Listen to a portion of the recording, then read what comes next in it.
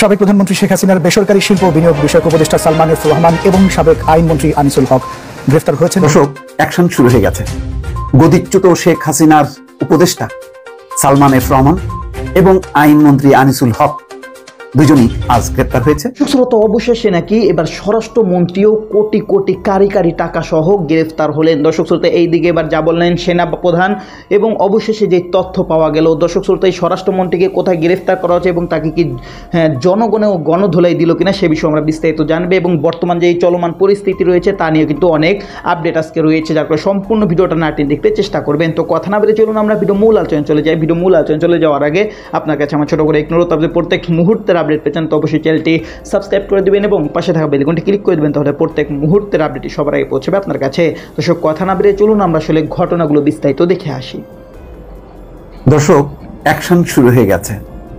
গদিচ্যুত শেখ হাসিনার উপদেষ্টা সালমান এফ রহমান এবং আইনমন্ত্রী আনিসুল হক দুজনই আজ গ্রেপ্তার হয়েছে। সকল টেলিভিশনের স্ক্রলে ব্রেকিং নিউজ আকারে দেখানো হচ্ছে, বিভিন্ন অনলাইন ইতিমধ্যে রিপোর্ট চলে এসছে। বিস্তারিত রিপোর্ট পাওয়া যায়নি কোথা থেকে কিভাবে তারা গ্রেপ্তার হলেন। হয়তো যেটি ধারণা করা হচ্ছে, অনেকেই আশ্রয় নিয়েছেন ক্যান্টনমেন্টে এবং সেনাপ্রধান আজকে জানিয়েছেন যে তাদের জীবন রক্ষা করার জন্য সেনাবাহিনী আশ্রয় দিয়েছে।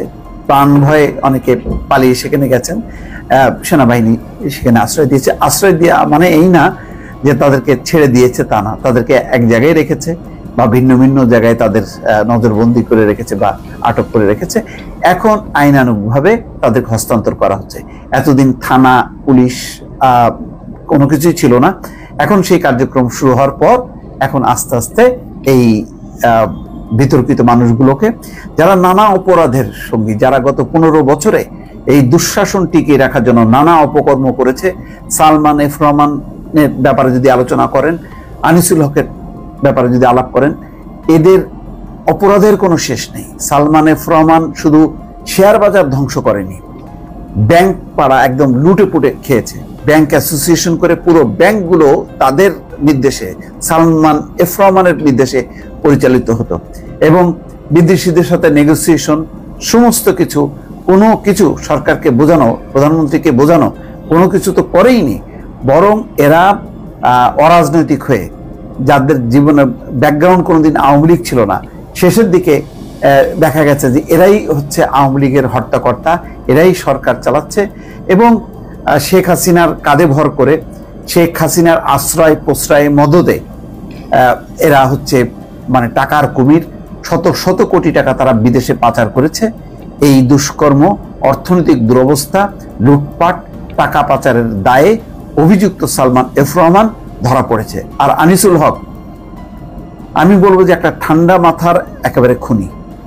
সে আইনকে কিভাবে অপব্যবহার করতে হয়, আইন দিয়ে কিভাবে বিরোধী দলকে সর্বশান্ত করতে হয়, তার প্রতিটি মানে ধাপে ধাপে হচ্ছে তার হলো অবস্থান।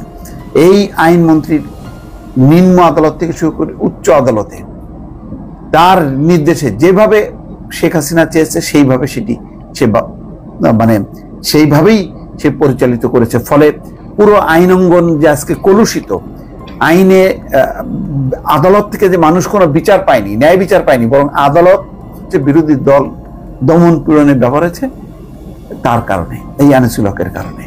কতবার মানে বেগম খালেদা জিয়ার ব্যাপারে যখন মুক্তির ব্যাপার আসতো, ওই দরখাস্ত তো পায়নি। তারপরে দরখাস্ত পাওয়ার পরে এখান থেকে স্বরাষ্ট্র মন্ত্রণালয় থেকে আইন মন্ত্রণালয়, তারপরে বলতো না আইনগতভাবে সম্ভব না, এক চুল নাকি দেওয়া সম্ভব না। তারপরে এই যে কোটা বিরোধী আন্দোলন নিয়ে যেই খেলা খেললো, যে আদালতের একটা বার্নিং ইস্যু, এটাকে পিছাই দিচ্ছে, বলছে যে মানে এটি সময় মতো হবে। আবার যখন কি চাপের মুখে, তখন বলছে যে না আদালতকে বলেছি। মানে কি পরিমাণ আইন আদালতকে অপব্যবহার করেছে ক্ষমতার স্বার্থে, এরা হচ্ছে এক একটা ইতিহাস।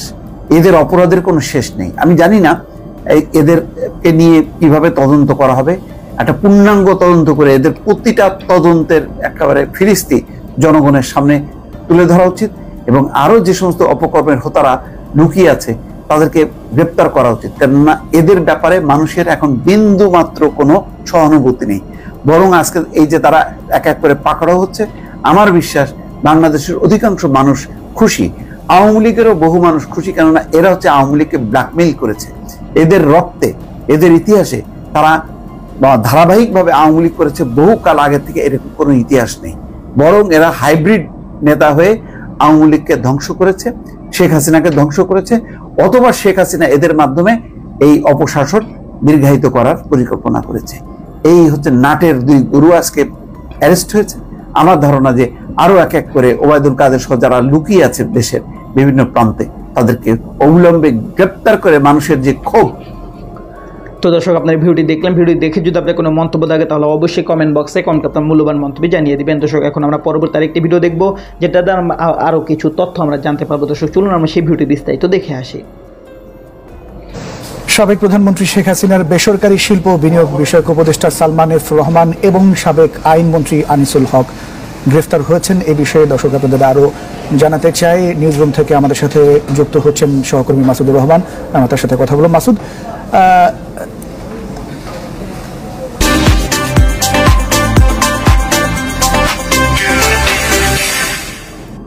আশা করি শুনছেন মাসুদ। ঠিক কখন তাদের দুজনকে গ্রেফতার করা হলো এবং কোথা থেকে আসলে তারা গ্রেফতার হলেন? আমরা আসলে এখন থেকে ঠিক 5 মিনিট আগে আমরা জানতে পেরেছি যে সাবেক প্রধানমন্ত্রী শেখ হাসিনার বেসরকারি শিল্প ও বিনিয়োগ বিষয়ক উপদেষ্টা যিনি ছিলেন, যাকে বলা হয় বাংলাদেশের অর্থনীতি যিনি নিয়ন্ত্রণ করতেন, ব্যবসায়ীদের নিয়ন্ত্রণ করতেন, সেই সালমান এফ রহমান এবং সাবেক আইনমন্ত্রী যিনি বাংলাদেশের সবচেয়ে বেশি সময় ধরে আইনমন্ত্রীর দায়িত্ব পালন করেছিলেন, সেই আনিসুল হক, এই দুজনকে গ্রেফতার করা হয়েছে বলে আমরা জানতে পেরেছি দুটো সূত্র থেকে। একটা সূত্র বলছে যে তারা সাতক্ষীরার ভোমরা তহসিল সীমান্ত থেকে গ্রেপ্তার করা হয়েছে।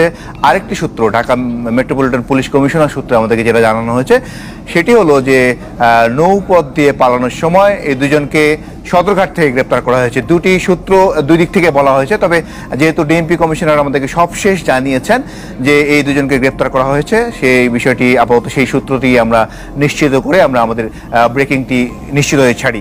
আর এই দুজনের বিষয়ে যদি আমরা বলতে চাই, দেশের অর্থনীতি বিষয়ে গেল 15-16 বছরে সালমান এফ রহমান যে ভূমিকা রাখতেন সেসব বিষয়ে সবগুলো বিষয় এখানে জড়িয়ে আসবে।